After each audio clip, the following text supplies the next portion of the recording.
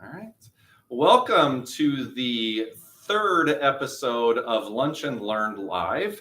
I am very humbled and honored that the president of the professional recruiting and solution business at the Adecco Group has joined me, Laurie Chamberlin. Thank you very much for being here. Thanks for asking me. So this is kind of cool. The last two episodes were sort of a Skype type thing, and there was always that 20 seconds that I was worried about whether or not we had a good connection, and you're sitting right next to me. So I'm very happy that I don't have to worry about the technology issues.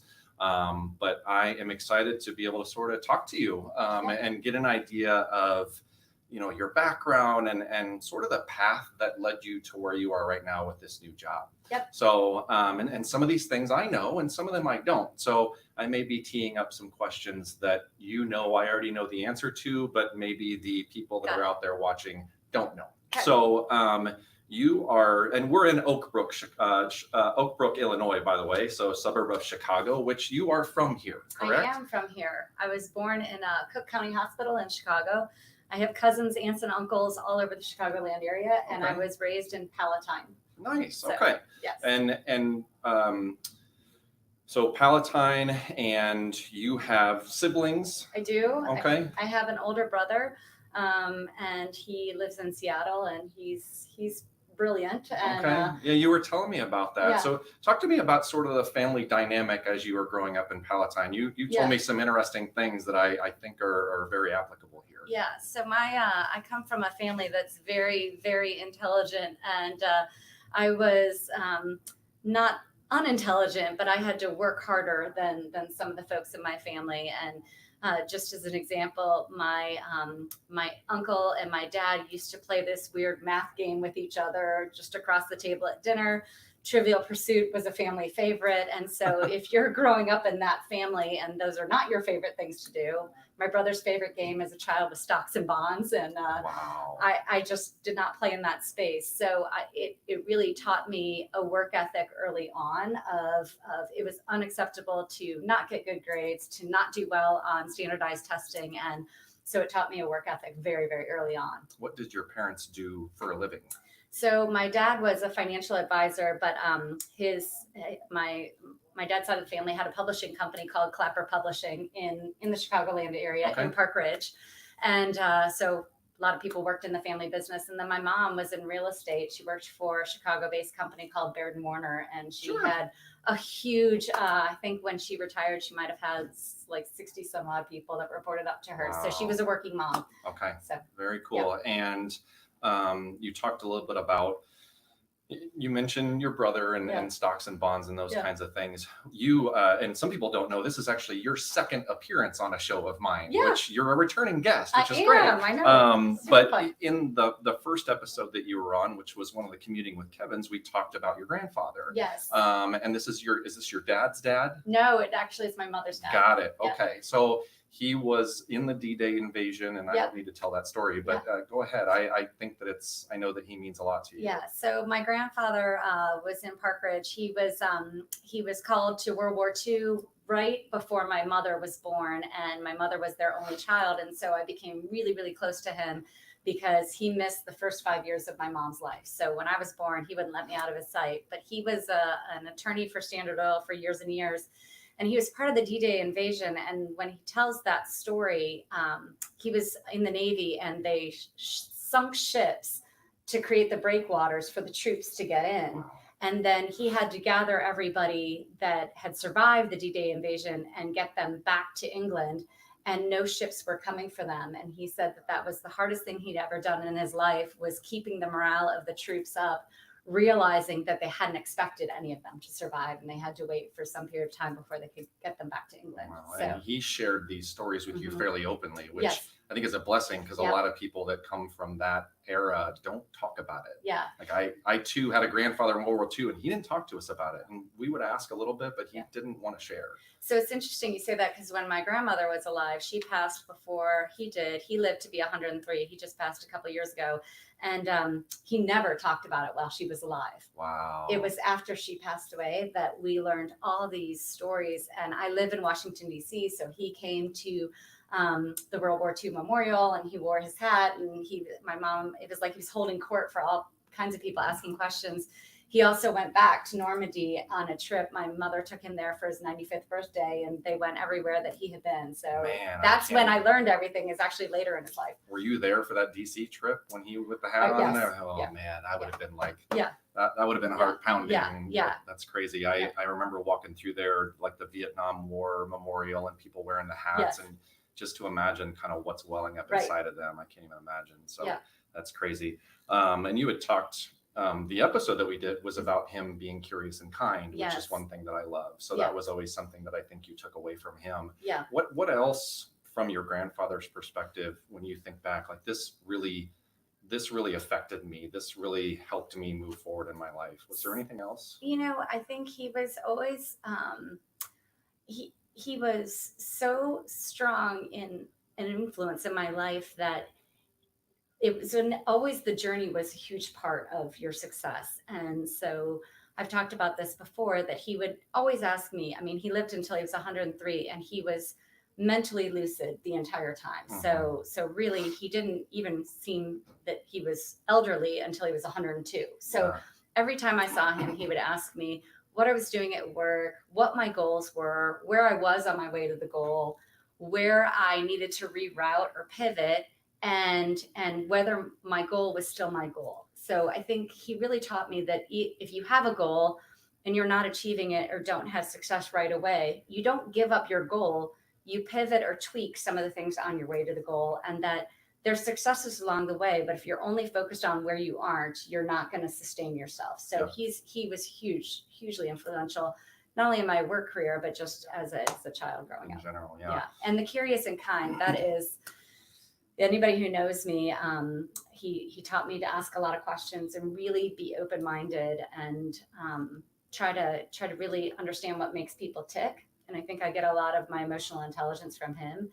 And he was one of the kindest people I have ever met, and gave you tough love and tough feedback, but gave you the gift of that instead of talking about you behind your back of what he wished you would do. Which you're going to do with me once we're done with Yes. this. So can we expect Yes. like a curious and kind arm tattoo? Yes, That exactly. would be awesome, just like as a Exactly. reminder. You know, my daughter is she is 15, and she cannot wait to be 18 and get a tattoo. Really? And so I'll spring the curious and kind on her and see if that. Great idea. Yes, exactly. Yes, I'll even design Yeah. it. I've got a guy that does There you go. logos for me. Nice. So one of the things I like to ask as you're growing up, like sports, were you playing that? I know we talked about you being a runner, and Yep. you've run one marathon, and you've got one coming up as Yep. well. But what were you doing in high school from a sports perspective? So I swam and played tennis at a community pool, and so I did play tennis a little bit in high school, but running was for sure my number one sport. And I also crewed on a sailboat in on Lake Michigan,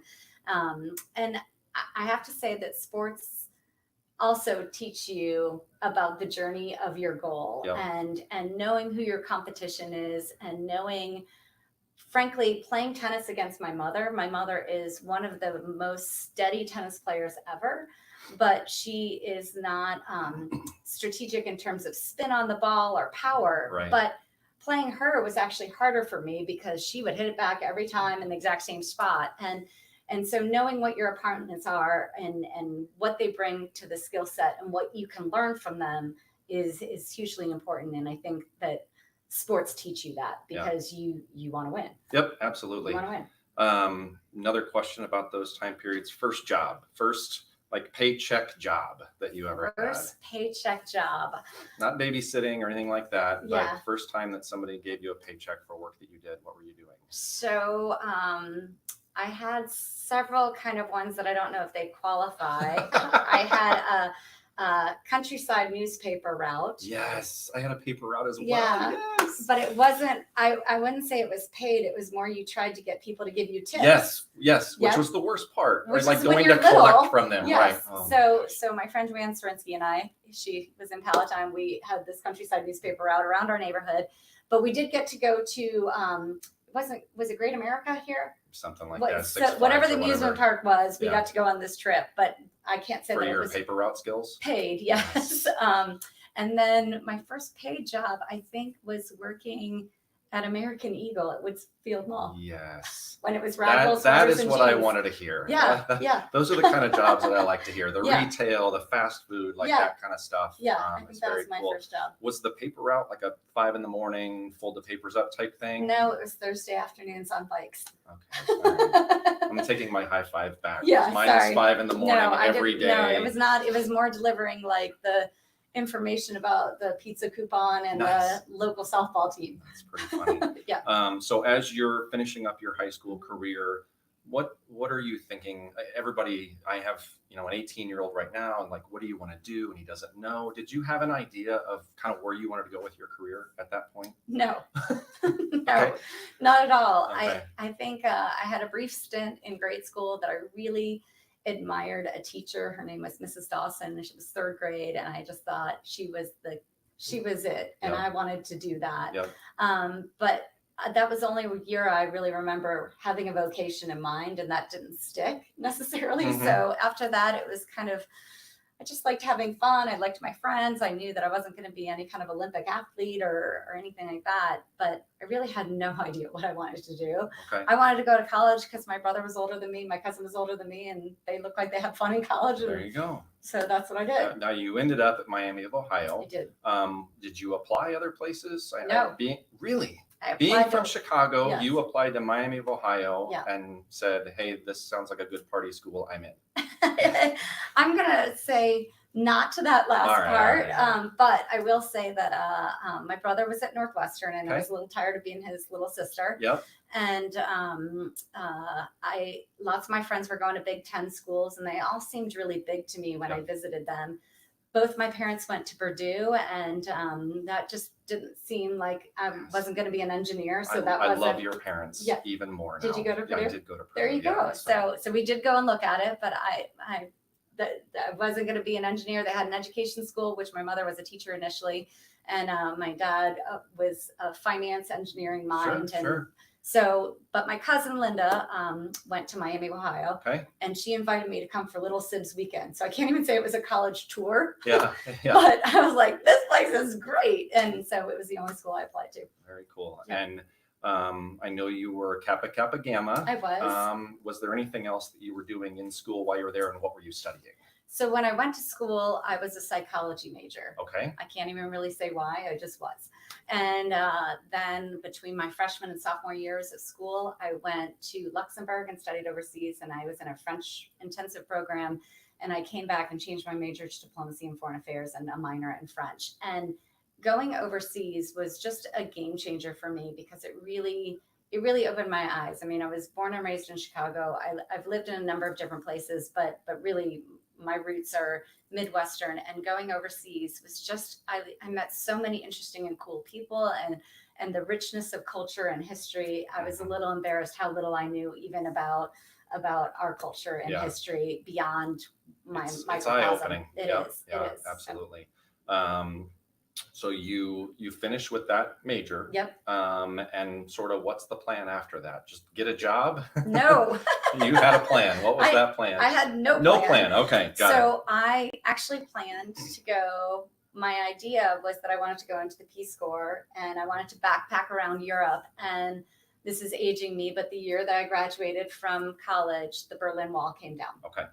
And for Christmas that year, all my relatives knew that I wanted to backpack around Europe. And so my mother got me a backpack. I was getting all this kind of gear and guidebooks on Europe and everything else. And the Berlin Wall came down, and the entire world wanted to go to Europe. Yeah. And I couldn't afford it. I couldn't afford it. So then I was like, now I need a job. And so a friend of mine had a job in the Georgia Bureau of Investigations, and I moved to Atlanta. Wow. And got a job in a wholesale giftware company, and did trade shows about mahogany apples and all kinds of things, and went to paralegal school at night.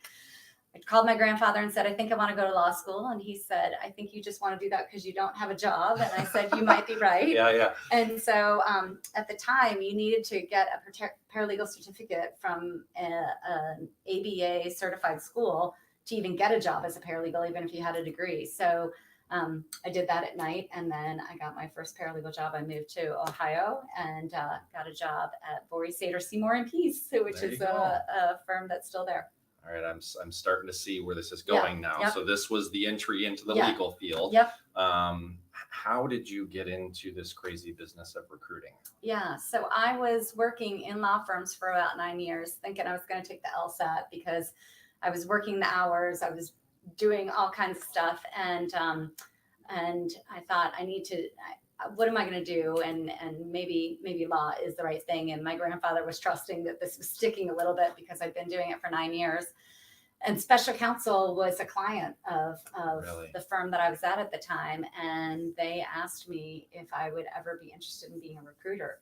And I said, tell me more. And so I came on board as the managing director of the DC office and loved it. And my condition on coming to the company was that I wouldn't have to be in sales or Yes. sell anything.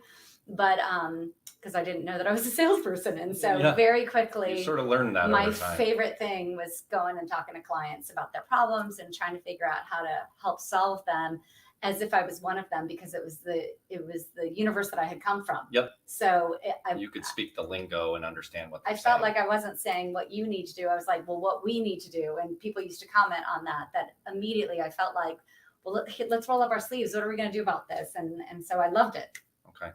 And you were there for quite a while. Talk to me about sort of the progression from that moment on. Yep. Do we need a 2-second drink break? Yes. Yes. Okay. Thank you. Talk amongst yourselves. Yeah. Um,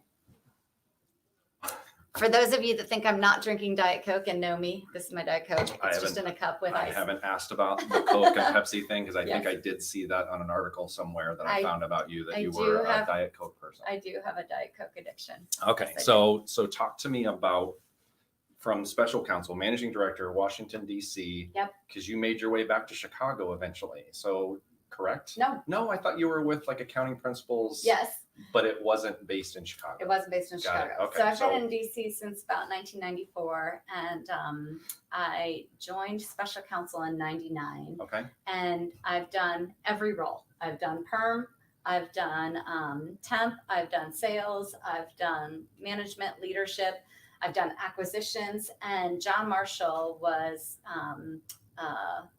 entered my life and just took me on a whirlwind. And essentially, for folks who know me, there's 3 things that I always ask myself when somebody asks me if there's an opportunity that I want to take on. And one, is it going to be fun? Yep. And for me, I'm wired pretty happy. So I think things that other people might not think are fun are going to be fun. Sure. Second, am I going to learn something? And that came from my grandfather as well. And actually my dad used to say this, that you can have 5 years of experience and do the same thing for 5 years, or you can have 5 years of experience and every year you're teaching yourself something more than what you did the year before. Sure. And he said, be the second, always be the second. So if I wasn't going to learn something, it was lateral and it was something I was confident in. And that was just not something that I would take on. Okay. And then the third thing is, do I like the people? And I learned from my mother that you're your best self around the people that you enjoy. And if you're around people that are toxic or people that you don't relate to, or that not diversity or curiosity like my grandfather talked about, but more you're in a toxic environment, you won't be your best self. You become that almost sometimes. Yes. Yeah. You are the people you hang out with. You won't be your best self. Yep. So for me, it's really critical that I always love the people that I'm around. And I get teased for that. Like, you love everybody. I'm like, well, yes, because I choose to be around people that have a sense of humor, have a strong work ethic, really want to do good things. And so those are the 3 decisions that led me on this kind of crazy path. But I did not have a linear career path. And I think that some of my colleagues along the way had a very specific, I'm going to do this for 2.5 years, and then I want a promotion, I want this title, and I want this money. And I took some financial step back to take on a new skill set. I took on some things that were crazy. And I remember at one point I even said to my boss at the time, just make sure I don't get fired while I'm cleaning up this mess that I didn't create, because this is a nightmare. Yeah. But it really taught me to turn things around and to look at things with fresh eyes. And so I really owe a lot to John, because he put me in some crazy, crazy situations that that I was up for the ride because I trusted him. I was learning something and I loved the people. Yeah. You talked a little bit about going back to your family about this need to work hard and it almost like you felt like you had to work twice as hard Yeah. than they did because of the intelligence factor that you were talking about. Yeah. How long did you stick with that where you felt like you almost had to prove yourself, chip on your shoulder type thing? Did that stay with you for quite a while? I think it's still with me. Okay. I think, you know, my father said something to me recently. He's got dementia, and this was maybe several years ago. And he said, you know, Laurie, on the scale of intelligence, there's people who are here, and then there's people who are here. I'm like, yeah, Dad, I know. And he said, and in our family, a lot of us are right here. And I said, yes. And he said, but you're right here, which was really an interesting acknowledgement from him, because when it's not natural for you to get a perfect score on the SAT, and even with studying, you don't get a perfect score on the SAT. And when you've got a family around you that thinks, should you take it again? And you're like, I think this is the best I could do. This is it. It stays with you that you've got to apply yourself. And another influential person, and it's funny because being live, it'll be interesting to see if any of these names come up. But they're probably all watching. Yeah. There was a woman named Pam Bilesma who was my English teacher my freshman year of high school, and I didn't get a grade on a paper that I thought I should have gotten, and I talked to her about it, and she said that I was comparing myself to other kids in the class versus comparing myself to myself and what I was capable of. She sits on my shoulder. So there's lots of people who've influenced me over the years that may not even know that they influenced me, but little things like that they said, you're like, man, that's and it puts the ownership back on me rather than whatever environmental or external factors are out there. Okay. Talk to me about other influential, not necessarily people, but things that have happened along the way that really was important to you, and it's things that you carry along with you as you go. You know, I think so many people are afraid to own mistakes, and really I like to say that I don't make mistakes because I don't wake up in the morning to try intentionally to be stupid. Right. Yep. But I learn stuff all the time that had I known something, I might have done something differently. Sure. And so I learn things all the time. But I think that people are afraid to ask for help, and they're afraid to own when something's gone sideways. Yep. And they want to blame all the reasons why it went sideways. And early on, I learned that owning something that you have been responsible for, instead of explaining why you did it that way and why it's not your fault, really gains you tremendous amount of respect. Yeah. And I think that that's counterintuitive for a lot of people, that they think, I don't want to be that vulnerable, or what if I get in trouble for that? But I've had some colossal learning lessons along the way. We don't need to talk about those. And we won't talk about those. Pass. But some of those colossal learning lessons, I was the first person to call and say, you need to hear this from me. Yes. Here's what's happened. Yeah.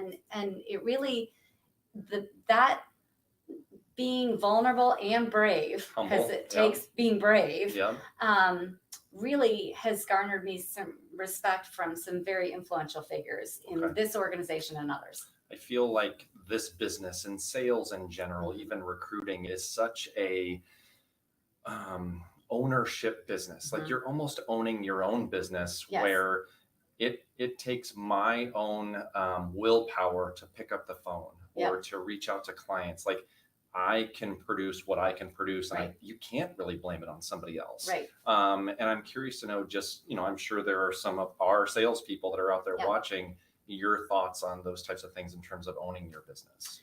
So I think, people always want somebody else to point to of, Laurie, how many calls should I make? Or how many clients should I go see? Or how many candidates should I interview? Or whatever it is, whatever metric we're talking about.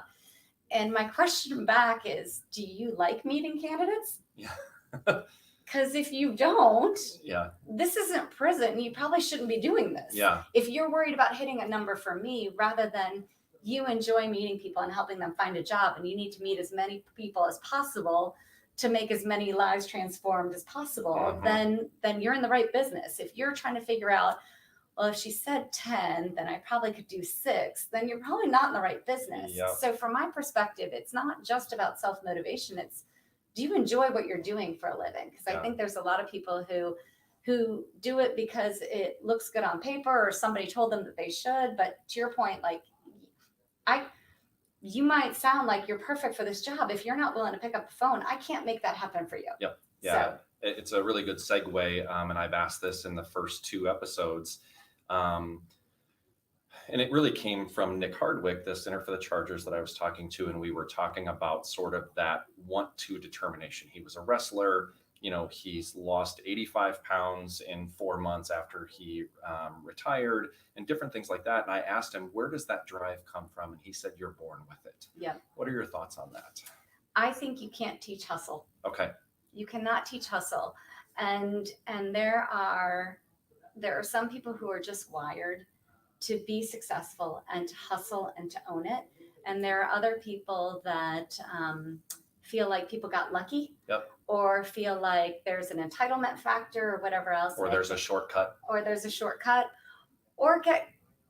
sadly, I know a lot of people who just get caught in their own inner dialogue and get in their own way. Yeah. So I would say that you cannot teach hustle, but you can teach discipline and you can teach hard work. And if you set good habits and you recognize that the people around you are there to help you, not to berate you, that people who think that I'm a coach versus I am a paid coach to help you be successful are going to receive me in a totally different way than somebody who's like, she's just bean counting up there and she has no idea what it's like in my role. Yeah. So it's what's your perception of the people, the helpers out there that want to help you? Do you see them as adversaries or do you see them as potential influencers, helpers, coaches? Yeah, absolutely.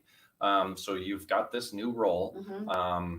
As a 20-year professional, 15 years in this business, it's probably the biggest, restructuring, not a rebranding, but a restructuring type situation that you are now the head of. Yeah. Talk to me a little bit about sort of I don't want to say the things that scare you a little bit, but the challenges, like what has happened where you're like, I need to get a handle on this. It's because it's big. It is big. I think that the biggest thing that I think about is where are we going as an organization, and how do we continue to stay relevant when so many industries are going through massive change? Yep. I've asked in a number of places, when's the last time you went to a bank? And people that have gone to a bank, it may look more like a coffee shop than a bank with a windows and all that kind of stuff. I think that doctors' offices now there's different organizations that you walk in and you plug your information in, and they've got an X-ray up when you go into the exam room, and it's much more collaborative with your doctor. Doctors are making house calls from different apps. So the entire way we deal with commerce and what we want in terms of a level of service is changing so quickly, and there's a balance between your roots and what the consumer wants versus what they can get from an online situation. Sure. And so our challenge is to use artificial intelligence to make us fast, but also to continue our high touch methodology of helping people shepherd through career choices, because in life's stresses, or big events in people's lives, there's having children or getting married or graduating from school. One of them is changing jobs. Absolutely. And changing jobs has a lot of psychological implications that go with it. Everybody has a posse of folks that they ask questions to, whether it's siblings or parents or loved ones. And a lot of people are looking, who can help advise me on that? And there's a fine line between what will I trust in a chat bot, maybe the interview schedule and some of that kind of stuff. But what do I need somebody to just know me and know what makes me tick and know if I'm going to be a good soft skill fit. So balancing the technology and the high touch of what our roots are is what we're facing going forward. Absolutely. So you are here because you're having a leadership meeting in this office. And so you've got this all-star team in there of wonderful people. One of the things you said about John Marshall was all these sort of adventures that he sent you on. Yeah. I would assume that he came to you on a lot of those things. You Yeah. weren't jumping up and down in front of him saying, I want to do something different. He came to you. Yes. And I hear that a lot just in leadership, that I don't need to go to somebody and say, I want a promotion, but rather, I guess, advice for people listening on how to promote a culture of somebody coming to me and saying, hey, you're doing a great job. We are thinking something different for you because of the things that you've done. Like, how did you approach that? Yep. So that's a great question, because I have two schools of thought on that. Okay. Our organization is 1,700 people. There is no way I can possibly know what every one of those 1,700 people wants to do career-wise. Yep. Yep. They could comment right now. Yes. Let me know. Yes. But there are some people who are really happy with their career being in this kind of box, and there's other people who want their career in this kind of box, and motivations are different, and motivations change based on personal circumstances. Sure. So my biggest recommendation is let people know your interests. Let people know where you can help. And one thing that I think that has served me over time is I was always willing to raise my hand to help. And so when John or others had a challenge, I'd say, can I help? Is there anything that I can do? Or here's what I think I could help with, or what keeps you up at night? And well, have you thought about this? And I could help. And so yes, he came to me with all kinds of crazy ideas that I hadn't necessarily thought of before, but I was regularly trying to figure out how could I be helpful in that situation. And I think a lot of people want you to come with, it's going to be, again, this kind of role, this kind of title, this kind of money, this kind of thing. And it's a step ladder. And I think sometimes the journey of being a little more, I'm willing to learn something. Take a step back, and then, it's not as upward as people think that exactly it is. Exactly. And oftentimes having a fresh perspective by switching divisions or completely doing something out of your comfort zone is the very best thing that you can do for yourself career-wise. Interesting. You're saying it to a guy that's only done temporary accounting and finance for 15 years. Yeah. So interesting thought. Yeah. You said something at a meeting in Jacksonville that I was at that sort of ties into this, and you mentioned the word side hustle. Yes, you remember that? I do. Talk to me about that a little bit, because I think that fits into what you're talking about. Yeah. There may be times that you may need to take on a project that is your side hustle to be able to show that, hey, I want to help and I want to be a part of different stuff. Talk about that a little bit. Yeah, I think that there are some people that you can count on to help. And then there's other people that you ask and they want to know what's in it for them. Yeah. And there's nothing wrong with that, but those aren't the people that are going to get some of these side hustles that expand some of their scope of what they can do, or open their eyes to the financial reality of what the company is facing in terms of being able to invest in this versus that. And so side hustles to me should not level how you make your income. Yep. So you have a family to support, you have goals and aspirations, maybe you want to retire one day, whatever it is, you need to make your financial living with something that is your bread and butter that you do every day. But keeping a side hustle of a special project or a pilot of some sort, a video, yes. Yeah. I have a call at 1:30 to prep a candidate. So this is my side hustle. Yes. So these are the things though that stretch your brain. Yep. These are the things that show other things that you're capable of, and also keep you engaged and entertained. And again, this is maybe aging me a bit, but back in the day, there was a funny little man on the Dunkin' Donuts commercial that would like shuffle into work, time to make the donuts. I had to explain that to a youngin in our office a few weeks ago. I know she's watching, so vintage YouTube, try and find the little Dunkin' Donuts guy. Time to make the donuts. And it just seemed like such a sad existence. Right. So I think side hustles help us provide energy and learning opportunities into our day jobs that provide us the financial support for our livelihoods. Absolutely. So you've got this awesome job now, you've got this huge team, and you're figuring everything out. On top of that, you have a family at home. I do. You've got 2 kids and a husband. How are you managing all of this? What are some of the secrets that you have? Are you talking to your kids every night, doing Skypes and that kind of stuff? How are you working all that out? So a couple things. One, I have traveled since before they were born, so they've never known anything else. And every day, almost every day, at 7:15 in the morning, I can count on my entire family being in a car. Okay. And so I talked to them this morning. I was on the plane and I had to turn off my phone because they were closing the doors.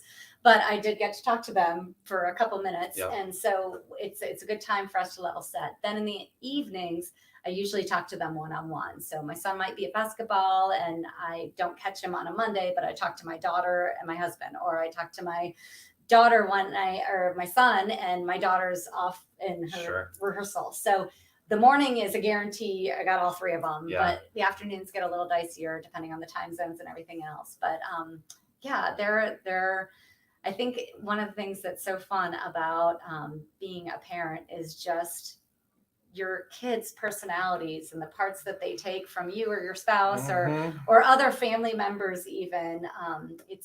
It's a beautiful thing to watch. Yeah, and then you're mad because they're doing exactly what you did at that age, and it's like yes and then you're yelling at them and you sound like your parents. I don't ever yell at my children.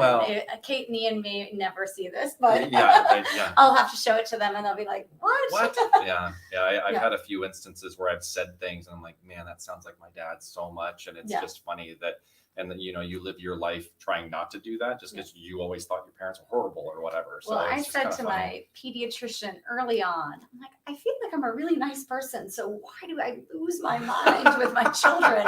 And she gave really good advice. She said, say yes as often as you can, so that when you say no, they mean it. And when you're about to lose your temper, tell them you're about to lose your temper, and it calms you down and they know you're not joking anymore. And I'm telling you, that was the best advice ever. I think that my wife is watching, so I haven't heard that. I like that. I am about to lose my temper. Yes. It's a really great thing. I need because to they know that. They know. Yeah, and they know what happens when you lose your temper. One time my kid said to me, Mom, you normally tell us 3 times before you say you're going to lose your temper. And that was only 2. Like they count, they know. But the minute I'm about to lose temper, it like tones down the whole conversation. They do whatever it is. It's like the Incredible Hulk. You won't like me when I'm angry. Exactly. It's pretty funny.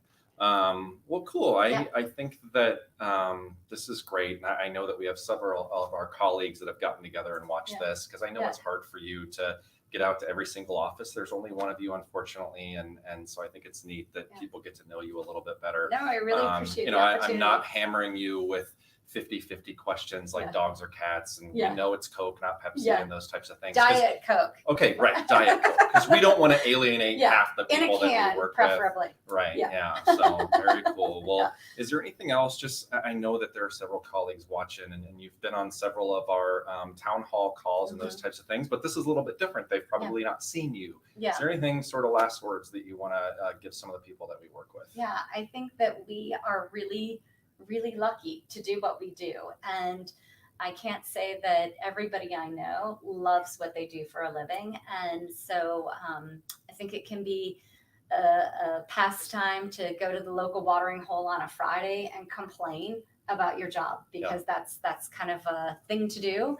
And what I would say is, if you love your job, your friends will envy you and be so happy for you versus that you're piling on. And so I have one girlfriend who introduces me to people as, this is my friend who loves her job that I've told you about. Wow. And so just think about that there's nothing to be embarrassed about. If you love this, we are really lucky to do what we do. Yeah. And I think that over time, like our industry has taken a little bit of a beating, and it's on us to make sure that we're treating our people with respect and calling them back and those types of things, because we can't control people's perceptions, but we can control the perception of us and how we operate. So very cool. Okay. Exactly. Well, thanks for doing this. Oh my gosh, thank you for asking. I'm just glad you were here.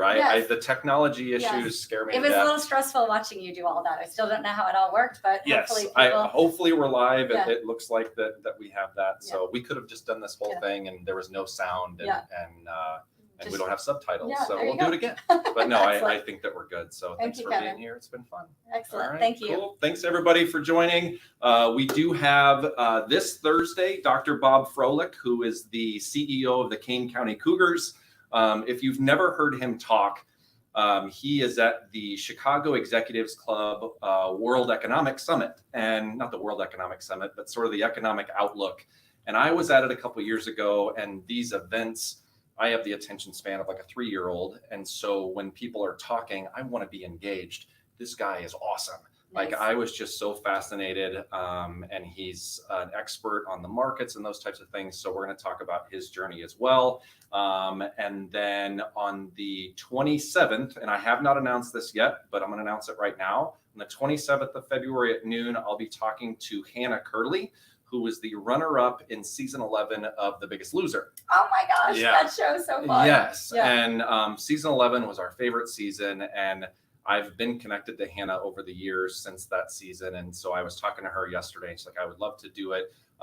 She's got an interesting story with, losing the weight on the show and then having a baby and the struggles through all that stuff. So Yeah. I'm really excited to be talking to Hannah on the 27th, which this is a first announcement. Yeah. So I've never Very done that fun. before. So very cool. So thanks for being here. I Of course. appreciate it. We'll see you guys Thank next you. time.